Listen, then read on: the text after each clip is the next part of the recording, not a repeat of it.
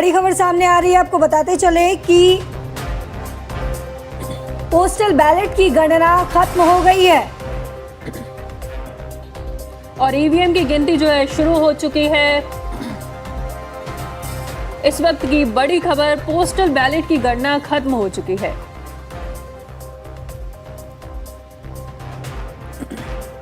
वापस चलते हैं जहां हम आपको बता दें कि पश्चिम बंगाल में 294 सीटें हैं, जहां बीजेपी को 135 सीटें मिलती हुई नजर आ रही है, वहीं टीएमसी को 107, तो अन्य के खाते में अभी 3 सीटें गई हैं। असम की बात करें तो असम में 126 सीटें हैं, जहां बीजेपी को 69 सीटें मिल रही हैं। ग्राफिक्स के जरिए हम आपको दिखा रहे हैं असम में 126 सीटें। किसको कितनी सीटें मिली हैं अभी तक के रुझान के हिसाब से, तो बीजेपी को 69 सीटें मिली हैं, आईएनसी प्लस को 19 और अन्य का खाता अभी तक नहीं खुला है। वहीं अगर बात करें पश्चिम बंगाल की, तो पश्चिम बंगाल में 294 सीटें हैं। बीजेपी अभी तक के रुझानों के हिसाब से आगे चल रही है, 142 सीटें मिली है बीजेपी को। वहीं अगर बात करें तृणमूल कांग्रेस की, तो तृणमूल कांग्रेस को 99 सीटें मिली है, अन्य के खाते में 3 सीटें गई है। बात करते हैं अगर केरलम की, तो केरलम में 140 सीटें हैं, जहां एलडीएफ को 53 सीटें मिल रही हैं, यूडीएफ को 83 सीटें, बीजेपी का खाता नहीं खुला है। वहीं अन्य के खाते में 3 सीटें जाती हुई नजर आ रही है। अब बात करते हैं तमिलनाडु की। तमिलनाडु में 234 सीटें हैं, जिसमें डीएमके प्लस को 52 सीटें मिल रही हैं, एआईएडीएमके को 68 सीटें मिल रही हैं, टीवीके को 93 सीटें, तो अन्य का खाता अभी तक नहीं खुला है।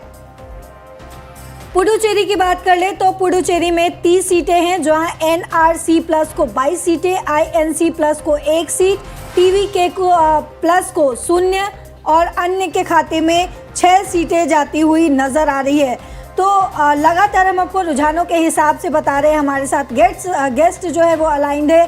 तो त्यागी जी, आपसे मैं सवाल लेना चाहूँगी कि आप लगातार ये कह रहे हैं कि हम कोशिशें कर रहे हैं। मैं एक बार फिर से पश्चिम बंगाल से जुड़ा जो है वो सवाल पूछूंगी। ममता बनर्जी के अगेंस्ट इन्फिल्ट्रेशन और अपीजमेंट का मुद्दा कितना असर डालता हुआ नजर आ रहा है त्यागी जी?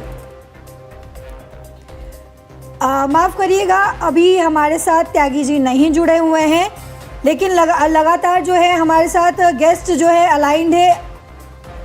गुरप्रीत, जिस तरीके से समीकरण बनता हुआ नज़र आ रहा है, क्या लग रहा है, क्योंकि हमने पिछले चुनाव 2021 का भी जिक्र किया, तो टीएमसी यही कह रही है कि ममता बनर्जी जो है वो, उनका जो है बोलबाला वो कभी ख़त्म नहीं हो सकता या कभी कम नहीं हो सकता, और उसका आज के चुनाव, आज के रिजल्ट पर जो है वो असर दिखे।